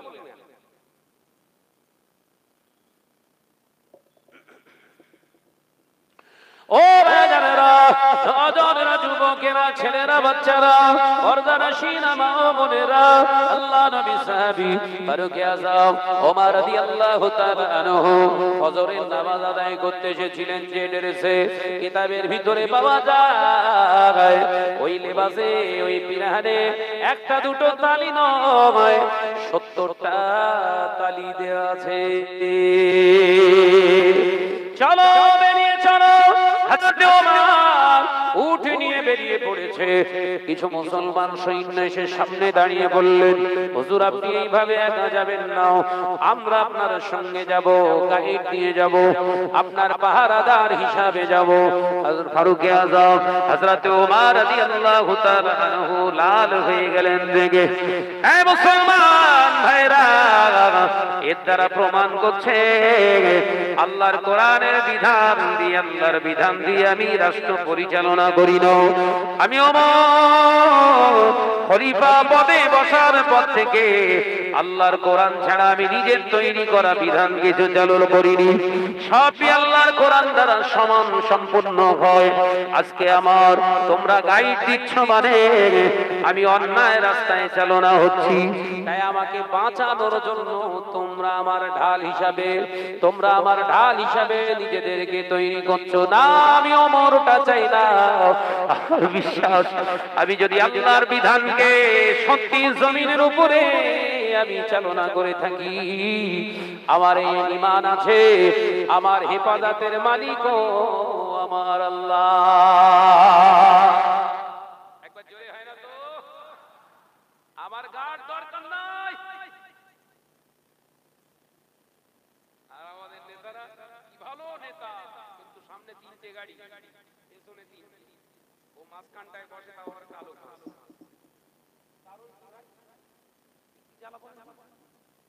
সামনে আবার একটা লাল লাইট, কথা বলছেন দেখেন, পেছনে আবার একটা লাইট, তার মানে আওয়াজ দিচ্ছে সরে যা, হারামখোর যাচ্ছে। অসুবিধা হচ্ছে নাকি? পেছনের নীল লাইটটা, ব্লু লাইটটা বলছে সরে যা, চোর যাচ্ছে বলো, চোর। যে নেতা হবে তার আবার গাইড লাগে, গার্ড লাগে। নিশ্চয়ই দুনিয়ায় রাহাজানি করেছো, তোমার অত ভয়। ওমর কি বলছে? আমি তো খলিফা, রাষ্ট্রনায়ক, তা আল্লাহর সংবিধান দিয়ে যদি রাষ্ট্র চালনা করি, আমার গার্ড কিসের দরকার? আমি তো ছেড়ে খাই, কথা বলে না। অন্যায় ভাবে কারোর উপরে জুলুম করি, তাহলে এই ভয়টা তো আমার নেই। আমার ভিতরে কোনো দুর্বলতা নেই, অর্থাৎ গার্ডের দরকার নাই। জমিন আল্লাহর, সংবিধান আল্লাহর, হেফাজতের মালিক আল্লাহ। একবার জোরে বলো। হ্যাঁ জোরে বলো না সুবহানাল্লাহ। নেতাগিরি করো, ওই জন্য বলি এখন নেতা কম, লেতা বেশি। কথা বলে না, নেতা কম, লেতা বেশি। লেতা মানে ঝাড়ে, 6 ফুটের রাস্তা 4.5 ফুট ঝেড়ে দে। ওই জন্য ওদেরকে নেতা বলি না, আমি লেতা। কথা বলি না, ভুল হয়ে গেল বোধহয়। অসুবিধা হচ্ছে? আবার হুমকি টুমকি আসবে নাকি রে ভাই? হ্যাঁ, ওই একজন হুমকি দিচ্ছিল চিনে পুকুর, আমি বললাম দাঁড়া আমি যাচ্ছি। কথা বুঝতে পারছেন না? কত হুমকি তার হয়েছে, দাঁড়া আমি যাচ্ছি। এসে দাঁড়িয়ে রয়েছি, চায়ের দোকানকে বললো একটা চা দাও, খাই, আসবে। আমি ভাই ডোন্ট কেয়ার, কিছুই মনে করি না। আমি জানি দুনিয়া থেকে আমাকে একদিন চলে যেতে হবে, তবে মৃত্যুটা যদি আল্লাহ লিখে রেখে থাকে যে জায়গায়, ঠিক সেই জায়গায় হবে। ও ভয়টার আমার ভিতরে নেই। শরিয়াতের রাস্তায়, দিনের রাস্তায়, হকের রাস্তায় চলবো, যেখানেই মরি সাথে সাথে আল্লাহ বিধান নসিব হবে। একবার জোরে বলো, হ্যাঁ জোরে হবে না? যেখানেই মরবো সেখানেই বিধান। আমার ভয় কিসে? মেরে ধরে খাচ্ছি নাকি? কে বলতে পারবে? আমার কাছে ঝেড়ে খেয়ে শোনা হিম্মত নিকাল। তো টেনশন কিসে? কথা বুঝে না। হযরতে ওমর গায়ে বিধান করে আছে কড়াতালি। বলো বাপ জোরে বলো। 70টা তালি দেওয়া পোশাক পরে যাচ্ছে, গার্ড দরকার নেই। হযরতে ওমর উটের পিঠে সওয়ার হয়েছে, উটের লাগাম ধরে উটের চালক গোলামটা টুক টুক টুক করে বেরিয়ে যায়। যুবকেরা, সূর্য উঠেছে, পানি গরম হয়েছে, পাথর গরম হয়েছে, আরব দুনিয়ায় মাটি কম পাথর বেশি। ও নজনেরা, মুরব্বিয়ান গণেরা, শুনে রেখে দিন, জেনে রেখে দিন, গরম বালুরাশি পাথরের উপরে হেঁটে হেঁটে যায়। উটের যেমন কষ্ট হয় তার থেকে 3 গুণ কষ্ট হয় মানুষের। সমস্ত গা দিয়ে ঘাম ঝরছে, উট চালকের সমস্ত দেহ থেকে ঘাম ঝরছে। পিছন দিক থেকে হযরত ওমর উটের পিঠ থেকে দেখতে পেয়ে আওয়াজ দিলেন, হে আল্লাহর বান্দা, উট চালক দাঁড়াও। কেন হুজুর? রে রাখুন। হযরতে ওমরের কথা শুনে রেখে দিলেন উট। হযরতে ওমর উপর থেকে ঝাঁপ কেটে নিচে এসেছে। নিচে এসে বললেন, সমস্ত গা ঘেমে গিয়েছে, শরীর দুর্বল হয়ে যাবে, খবরদার আর এক পা এগোবে নাও। এখন তুমি ওপরে যাও, তুমি এখন ওপরে রেস্ট নেবে, আর উটের লাগাম ধরে আমি ওমর নিয়ে যাব। ইতিহাস, মুসলমানদের ইতিহাস। নেতা যে হয় সে দেয়, আর নেতা যে হয় সে লেয়। এই কথা বলে না। হযরতে ওমর কি নেতা না পিতা? কথা বলে না। নেতা, নেতা গোলামকে উপরে তুলে দিয়েছে, হুজুর এবার উটের লাগাম ধরে হেঁটে হেঁটে যাচ্ছে। জোরে বলবেন না? এই জোরে হয় না, আর জোর চিল্লা হবে না। ও ভাইয়েরা, নজরে যুবকেরা, ছেলেরা, বাচ্চারা, পর্দানাশীরা, মা ও বোনেরা, হযরতে ওমর হেঁটে হেঁটে যাচ্ছে। কিছু দূর যাওয়ার পরে হযরতে ওমরের গা দিয়ে দদ্দার দদ্দার করে পাসিনা ঝরছে, ঘাম ঝরছে। হযরতে ওমর রাদিয়াল্লাহু তাআলা আনহুর ঘাম দেখে গোলাম ওপর থেকে আওয়াজ দেয়, ও আল্লাহর বান্দা, আমাদের খলিফা, আপনি আর হেঁটে যাবেন না, আপনি উঠে আসুন, আমি উটের লাগামটা ধরি। হযরতে ওমর আওয়াজ দিয়ে বললেন, খামোশ, চুপ করে বসো ওখানে। তুমি যতটা আমাকে টেনে এনেছো, আমাকে ততটাই যেতে হবে, কম বেশি করা যাবে না। আমি খলিফা বলে আমি কম হাঁটবো, তুমি গোলাম বলে তুমি বেশি হাঁটবে। ইসলাম এটা শেখায় না। তুমি আমাকে যতটা রাস্তা পরিমাণে হেঁটে হেঁটে এনেছো, আমি খলিফা, তার থেকে 1 পা বেশি যাব, কিন্তু কম হবে না।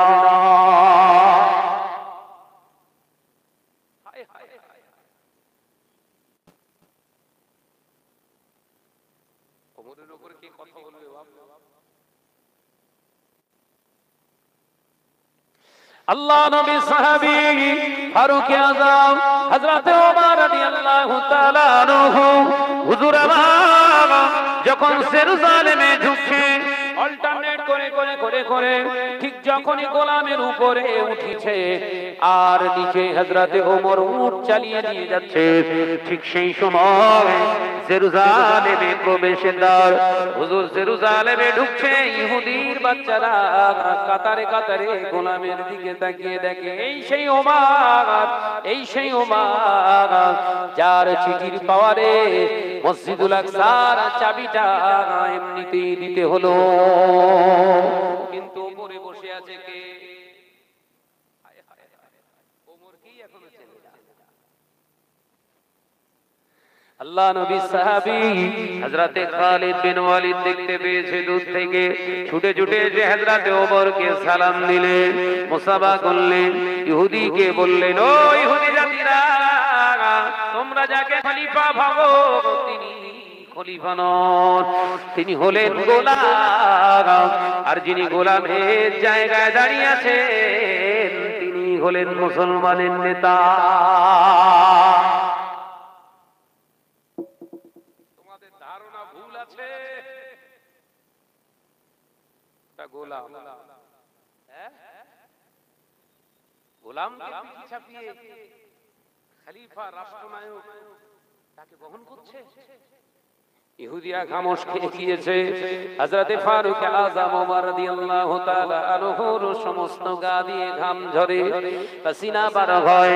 হযরতে ওমর রাদিয়াল্লাহু তাআলা আনহুর কাছে ৮-১০ জন মুসলমান এসে বললেন, হুজুর আপনার শরীরে ঘামে পাসিনায় সমস্ত জামাটা ভিজে গিয়েছে, হুজুর এই জামাটা অনেক তালি দেয়া রয়েছে, আসুন আমাদের তাঁবুর ভিতরে আসুন, নতুন জামা পরুন।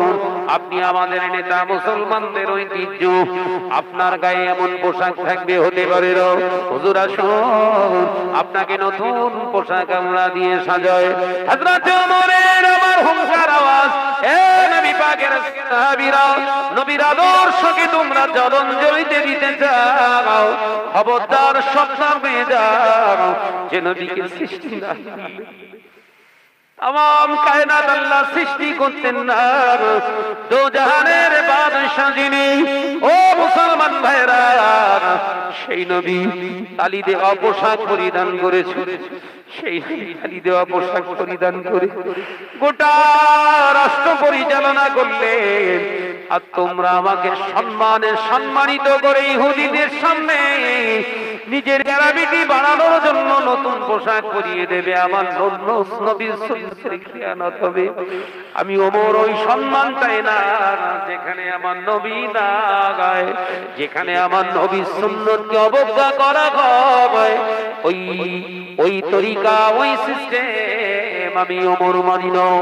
নবী থাকবে যেখানে, নবীর সুন্নাত আছে যেখানে, আমি ওমর আমার সর্বোচ্চ খইয়ে দিতে রাজি, নবীর সুন্নাত ছেড়ে দিতে রাজি না। একবার জোরে, আর একটু জোরে। আল্লাহ নবীর সাহাবীরা খামোশ খেয়ে গেছে। ইহুদিরা অবাক হয়ে গিয়েছে। ইহুদি লিডারেরা এসে দাঁড়িয়ে সামনে মাথা নিচু করে বললেন, ও আমিরুল মুমিনিন, খলিফাতুল মুসলিমিন ওমর ইবনুল খাত্তাব, আমাদের ধারণা ছিল আলাদা, কিন্তু আপনাকে দেখার পরে আমাদের ধারণা হয়ে গেছে আবার আলাদা। ও মুসলমানদের নেতা, যার এই ছেঁড়া কাপড়, তালি দেওয়া কাপড়ের পরিহিত অবস্থায় একজন মানুষের চিঠির ভার এতটা হতে পারে, এতটা ওজন হতে পারে, সেই আদর্শ কখনো মিথ্যা হতে পারে না। তাই মসজিদুল আকসার চাবিটা আপনার হাতে দিয়ে দিলাম, আপনি মসজিদুল আকসার চাবিটা নিয়ে নিন।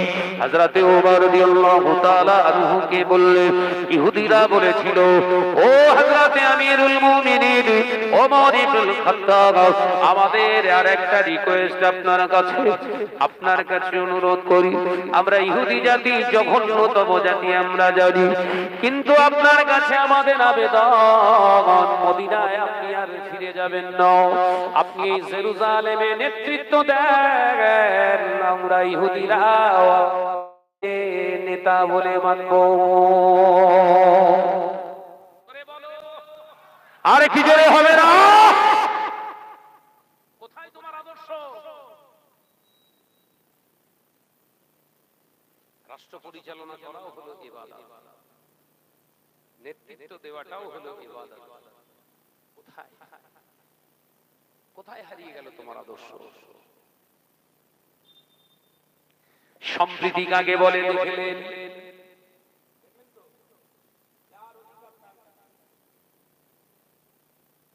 ও নজরে যুবকেরা, ছেলেরা, বাচ্চারাও, পর্দানশীলা মা বোনেরা, আল্লাহ নবী তার নবী রাহমাতাল লিল আলামিন বলেছিলেন, ও বাবা সাহাবীরা শুনে রেখে দাও, জেনে রেখে দাও, 6টা নিয়ামত আল্লাহ উঠিয়ে নেবে। সুদের কারবার করার কারণে 6টা নিয়ামত আল্লাহ উঠিয়ে নেবে। 1 নম্বরে ঘরে আমার আল্লাহ শান্তি রাখবে না। এটা বলে ছেড়েছিলাম না, হাদিসটা বলে আমি চলে যাব। আপনারা মনে করছেন এটা কেটে বাদতে চলে এসেছে, তাই তো? না, বোঝাচ্ছিলাম না একটা আয়াত। দুনিয়ায় পাখর মারার জন্য আসিনি, ইবাদত করার জন্য এসেছি। দ্বিতীয় নম্বর হলো আল্লাহ নবী জানালেন দ্বিতীয় নিয়ামত আল্লাহ উঠিয়ে নেবে। সেই নিয়ামতটা কি? স্বামী স্ত্রীর ভিতরে আর ভালোবাসা থাকবে না। স্ত্রী স্বামীকে দেখে সন্দেহ করবে, স্বামী স্ত্রীকে দেখে সন্দেহ করবে। এর বিনিময়ে ঘরে ঘরে ঘরে ঘরে স্বামী স্ত্রী থাকার পরেও জিনা ব্যভিচারে লিপ্ত হয়ে যাবে। জোরে হবে নাউজুবিল্লাহ। শুরু হয়েছে না? ঘরেতে বউ থাকার পরেও, ঘরেতে বিবি থাকার পরেও বেগানা পুরুষের সঙ্গে অবৈধ ফোনে কথা বলা, মেসেজ করা, ভিডিও কলে কথা বলা বর্তমান যুগ সংরক্ষণে একটা মডেল হয়ে গেছে। ঘরে স্ত্রী থাকার পরে বহু পুরুষ অন্য স্ত্রীর সঙ্গে অন্য মহিলার সঙ্গে অবৈধ সম্পর্কে লিপ্ত আছে। এমন যুবকেরা শুধু তাই নয়, আল্লাহ নবী জানিয়েছে ঘরে ঘরে জিনা ব্যভিচার শুধু হবে না,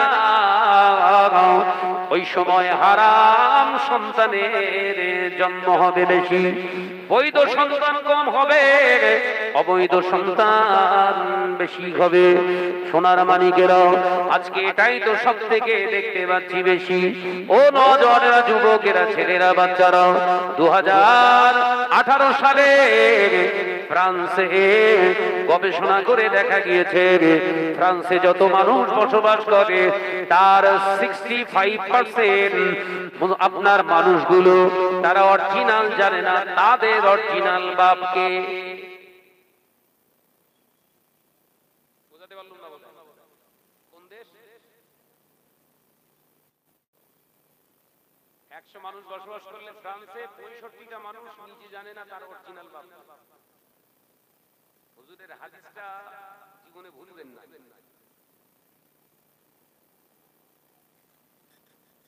শুধু তাই নয়, ও আমার সাহাবীরা, 3বার বড় নিয়ামত আল্লাহ উঠিয়ে নেবে। ঘরে ছেলে মেয়েদের কাছ থেকে, নারী পুরুষদের কাছ থেকে আমার আল্লাহ তাদের শরমিন্দা অর্থাৎ লজ্জাটা, হায়াটা উঠিয়ে নেবে। অর্থাৎ মা বাপকে দেখে আর সন্তান লজ্জা করবে না, সন্তানকে দেখে মা বাপ আর লজ্জা করবে না। সমাজের বুকে দেখুন, একটা মেয়ে প্রেম করছে অবৈধভাবে, অবৈধ সম্পর্ক করছে, ওই ঘটনাটাও আবার নিজের মায়ের সঙ্গে সে মেয়ে গল্প করতে।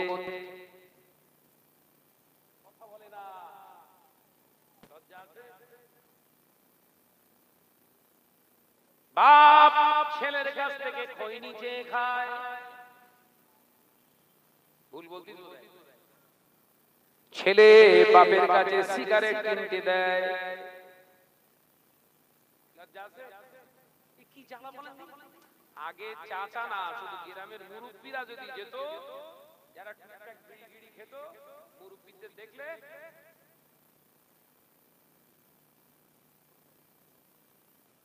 ঠিক তো, ঠিক বলছি তো নাকি? আর এখন কি করে?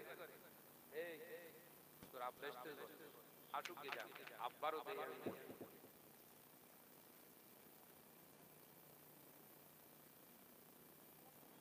কি বলা ভুলে গেলে। ও নজনেরা, যুবকেরা, ছেলেরা, বাচ্চারা, ঘরের মহিলাদের ভিতর থেকে লজ্জা পালিয়ে গিয়েছে, যার কারণে বাপের সামনে, বড় ভাইয়ের সামনে ঘরের যুবতী মেয়েটা হাতা কাটা জামা পরে ঘুরে একজন প্রাপ্তবয়স্কা বালেগা নারী হাতা কাটা জামা পরে যখন ঘরেতে ভাইয়ের সামনে মায়ের সামনে বাপের সামনে ঘোরাঘুরি করে জানবে আপনার ঘরে টাকা থাকতে পারে লজ্জা নাই কি নাই জোরে বল বাপ জোরে নবী বললেন আলা হায়া ও সুবাতুন মিনাল ঈমান লজ্জা হলো ঈমানের একটি শাখা 4 নম্বর হলো ও আমার সাহাবীরা শুনে রেখে দাও জেনে রেখে দাও সুদের লেনদেন করার কারণে ওই ঘরে আল্লাহর জিকির রাস্তার বন্ধ হয়ে যাবে আজ থেকে 20-30 বছর আগে চাঁদপুর খড়গাছি এলাকায় মানুষের অভাব ছিল খড়ের ঘর ছিল মাটির ঘর ছিল ঘর থেকে সকালবেলা অথবা সন্ধ্যাবেলা কোরআনের আওয়াজ পাওয়া যেত কোরআন তেলাওয়াত হতো আজকে পাকা ঘর হয়ে গেছে পাকা বাড়ি হয়ে গেছে 30 বছর পরে এত উন্নতি লাভ হয়েছে মুসলমানের এত ডেভেলপ হয়েছে রাত 12টা 1টা বাজার পরে হিন্দি গান বন্ধ হয় না এটাও মিথ্যা কথা এরপরেও বলবো আমি পাকা মুসলমান তুই পাকা না পচা জোরে বলেন তুমি মুসলমান পচা মুসলমান ও ভাইজানেরা 5 নাম্বার হলো আল্লাহ নবী জানিয়েছেন বাবা সাহাবীরা 5 নাম্বার হলো মুসলমানের হৃদয় থেকে আল্লাহর ভয়টা শেষ হয়ে যাবে মুসলমানের হৃদয় থেকে আল্লাহর ভয় শেষ হয়ে যাওয়ার কারণে মুসলমান তখন মনের ভয় পাবে মুসলমান তখন চেহারা হারানোর ভয় পাবে মুসলমান তখন নিজের বাস্তব হারার ভয় পেয়ে যাবে ও আমার সাহাবীরা তখন আল্লাহকে ওরা ভয় পাবে না তখন আল্লাহর আযাবে জাহান্নামকে ভয় পাবে না রোগ পীড়াকে ভয় পাবে ও আমার সাহাবীরা আমি রাসূলুল্লাহ জানিয়ে দিলাম পৃথিবীর জমিনে মুমিন যারা হয় মৃত্যুকে তারা ভয় পাবে না একবার জোরে হবে না মুমিন যারা হয় তারা মরণকে মুমিনদের কাছে হচ্ছে সবথেকে বড় উপহার হচ্ছে মৃত্যু সুবহানাল্লাহ বলে মৌতের সাথে সাথে দিদারে ইলাহি নসিবি হয়ে যাবে 6 নম্বর আল্লাহ নবী জানিয়েছে এই সুদের মাল খাওয়ার কারণে সুদের লেনদেন করার কারণে ওর ভিতর থেকে আমি রাসূলুল্লাহর মহব্বত আমি রাসূলুল্লাহর প্রতি আদব শেষ হয়ে যাবে তখন দাড়িওয়ালা টুপিওয়ালারা আমি রাসূলুল্লাহর সম্মানের খিয়ানত করবে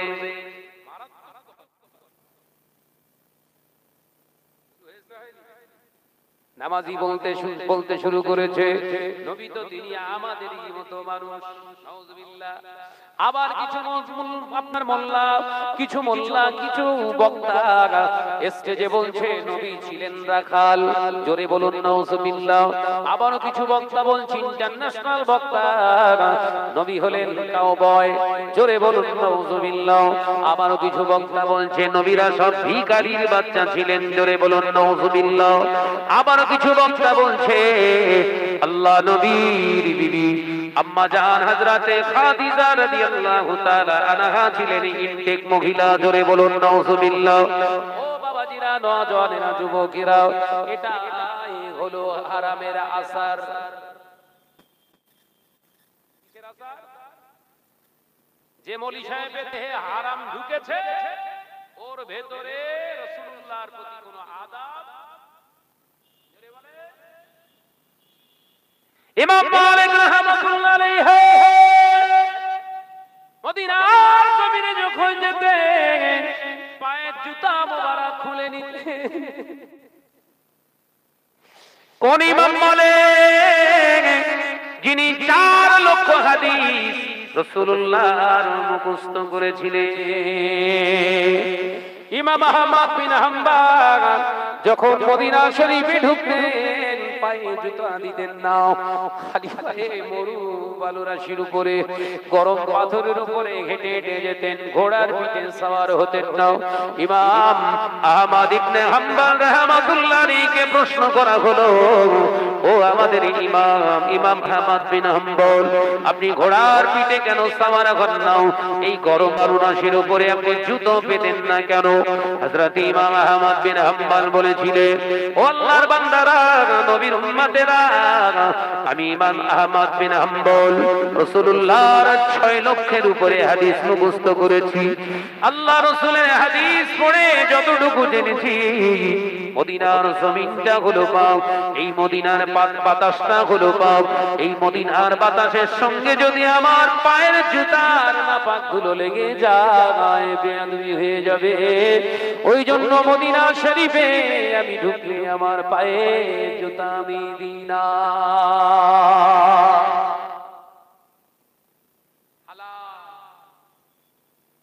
কথা বলে না, অদ্ভুত যাচ্ছে বাপ।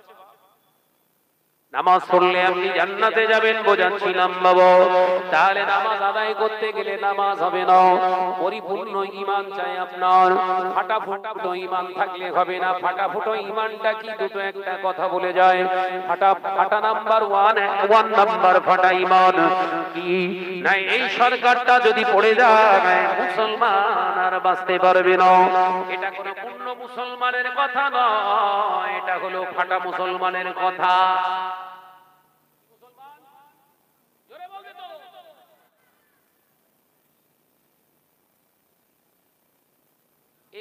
এই কথাগুলো বলি ভাই, পার্টির কথা হচ্ছে,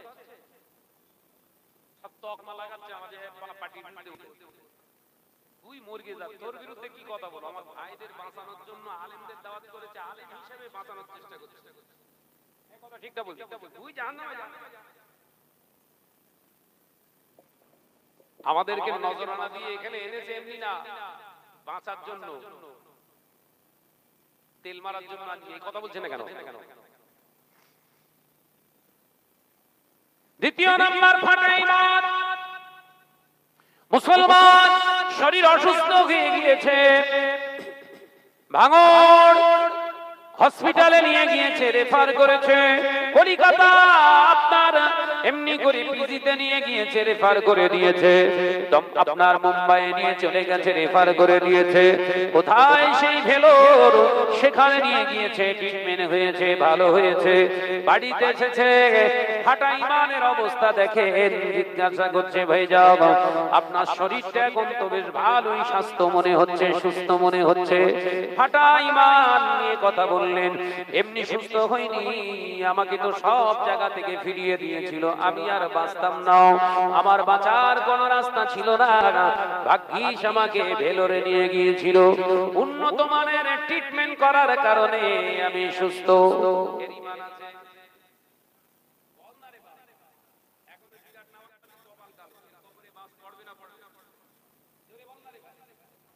এইগুলোই তো ডিসকাস করে সাধারণ মানুষকে বোঝানো দরকার, যে কোন কথা ঈমান চলে যায় একটু বলো। কিন্তু সেসব তো নেই।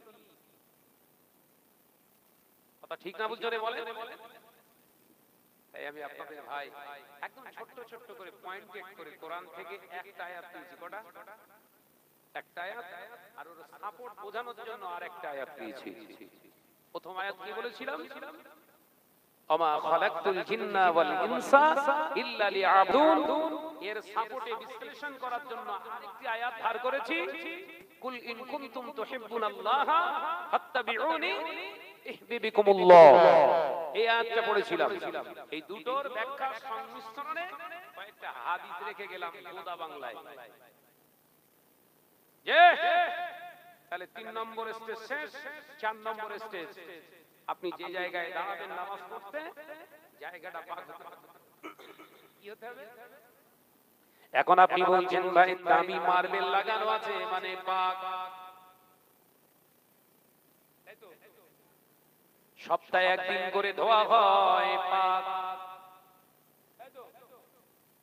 পাকের শর্ত কি বলেছিল? पहला होना चाहिए पाक। एक কথা বুঝতে পারছেন? पहला होना चाहिए পাক।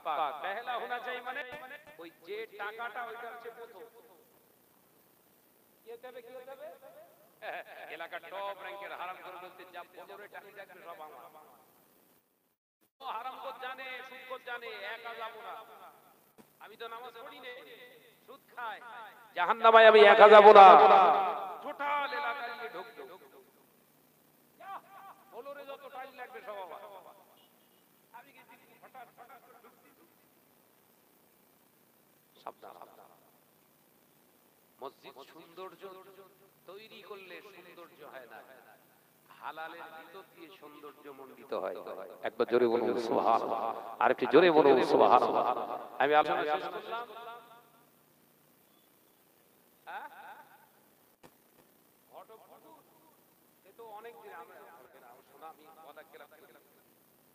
আমি ওয়াদা একদম খেলাপ করি না, আমার যেতে হবে এখান থেকে শামনগর সৌরনগর, জানেন তো 11টায় টাইম আছে। আর আমার খাসলাত হলো আপনারা আমায় ভালো চোখে দেখবেন কি খারাপ চোখে দেখবেন আমি জানি না। আমার একটা খারাপ খসলত কি ভালো খসলত জানি না। 2 মিনিট স্টেজে লেট করে উঠিনি। ক মিনিট বললো? 2 মিনিট। তাই আমি এখান থেকে আমার যেতে হবে অনেকটা। আর রাস্তাঘাটের অবস্থা তো দেখেছেন, সেখানে যদি না পৌঁছাই ওয়াদা খেলাপ হবে। আর যা যে ওয়াদা খেলাপ করে ও শত ভালো হুজুর হোক না কেন, ওর দোয়া কবুল হবে না। কথা বুঝছেন না?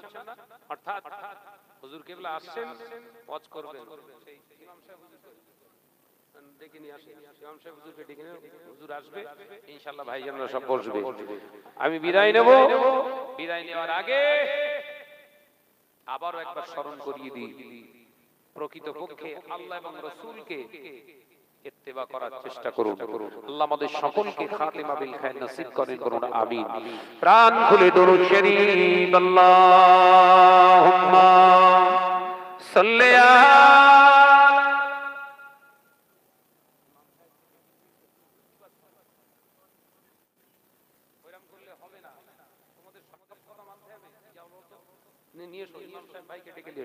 وعلى آله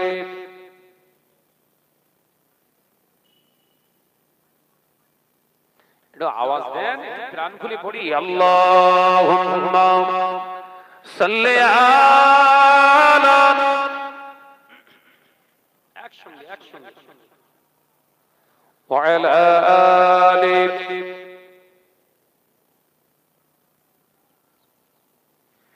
আমারে কণ্ঠে তুমি তোমারই বাণী দিয়েছো, বুকের দেরাজ তুমি তোমারই স্থান দিয়েছো। এত ভালোবাসো কেন মালিক আমার, কি করে শুকর করি আমি তোমার, কি করে শুকর করি আমি তোমার। জোরে হবে না সুবহানাল্লাহ? আর একটু জোরে হবে না সুবহানাল্লাহ? আমারে কণ্ঠে তুমি তোমারই বাণী দিয়েছো, বুকের দেরাজ তুমি তোমারই স্থান দিয়েছো। লা ইলাহা ইল্লাল্লাহ, জোরে জোরে লা ইলাহা ইল্লাল্লাহ।